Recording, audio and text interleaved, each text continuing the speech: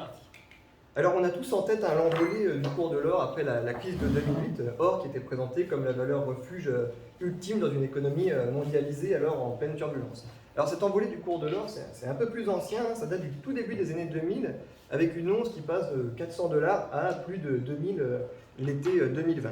Alors évidemment, cette flambée du cours de l'or, elle a une traduction dans l'espace, hein, avec le retour des grandes ruées vers l'or, soit en Amérique du Sud, soit en Afrique, hein, avec soit des grandes compagnies privées, mais aussi et surtout des individus, comme on a pu le voir au 19e siècle aux États-Unis.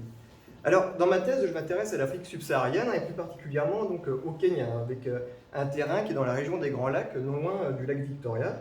Et c'est un espace qui concentre aujourd'hui environ 250 000 orpailleurs, et on peut quasiment atteindre le million si on intègre les familles et les vendeurs de matériel. Donc c'est une activité qui est absolument non négligeable, hein, dans la région.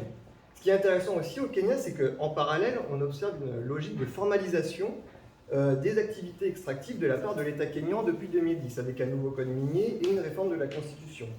Et l'objectif de l'État kényan, c'est évidemment de capter une rente, et c'est une logique qu'on retrouve dans un certain nombre d'États d'Afrique subsaharienne et aussi plus largement d'Afrique. Et en fait, c'est tout l'objet de mes recherches, c'est de comprendre comment l'activité minière artisanale se formalise, tout en offrant des perspectives de développement pour des espaces ruraux comme ceux du Grand Ouest kényan.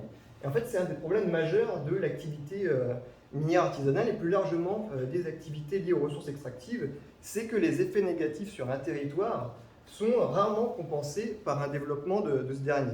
Dont les effets négatifs, citons pollution de l'eau, pollution des sols, mais aussi des problèmes socio-économiques, travail des enfants, travail dans des conditions difficiles, c'est quand même le moins qu'on puisse dire, recours au marché noir, notamment pour l'usage du mercure. Et face à ces difficultés, les États d'Afrique subsaharienne font souvent le choix d'une tolérance, et quand le problème devient trop important, on fait décarpir les orpailleurs. Et là, je vais étudier si le Kenya, avec sa logique en fait, de formalisation, est dans la même démarche, ou si au contraire, on cherche à intégrer l'orpaillage à l'économie.